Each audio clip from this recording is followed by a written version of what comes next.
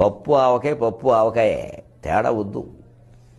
బ్రాహ్మణులు అంటే భోజనం అంటారు ఎంతసేపు. ఆ భోజనం మాత్రం ఎంతమందికి తెలుసు అంటే తినడం ఎలా తినాలో తెలుసా? మొహమాటం లేకుండా చూద్దాం. ముద్దపప్పు వేసుకుంటే ఆవకాయ నంచుకోవాలి. కలగలు పప్పు, మామిడికాయ పప్పు, దోసకాయ పప్పు లాంటివి వేసుకుంటే చల్లమిరపకాయలు నంచుకోవాలి. కూర వేసుకుంటే పనసపొట్టు కూర సహా, వంకాయ కూర సహా ఏదైనా సరే అందులో గుమ్మిడోడియా నంచుకోవాలి. మళ్ళీ పచ్చడి వేసుకుంటే, గోంగూర పచ్చడి వేసుకుంటే ఎవరన్నా చూస్తుంటే పచ్చిమిరపకాయలు నంచుకోవాలి. ఎవరు చూడకపోతే పచ్చి ఉల్లిపాయలు నంచుకోవాలి. మనలో మన మాట ఎవరికి చెప్పకండి. ఆవకాయ వేసుకుంటే వెన్నపూస నంచుకోవాలి. పులుసు వేసుకుంటే అప్పడాలు నంచుకోవాలి. ముక్కల పులుసులో ముక్కలతో పాటుగా అప్పడాలు కూడా నంచుకోవాలి. మళ్ళీ మజ్జిగలోకి ఈ ఆవకాయ బాబుతో తిన్న పిచ్చి అట్టి పెట్టుకుని అది మజ్జిగలో నంచుకోవాలి. మొత్తం మీద నంచుకుందుకు 4 ఎకరాలు, అసలు వాటికి 6 ఎకరాలు అమ్మేయాలి. జీవితం అర్థమైంది. ఏం తక్కువ విషయం అండి.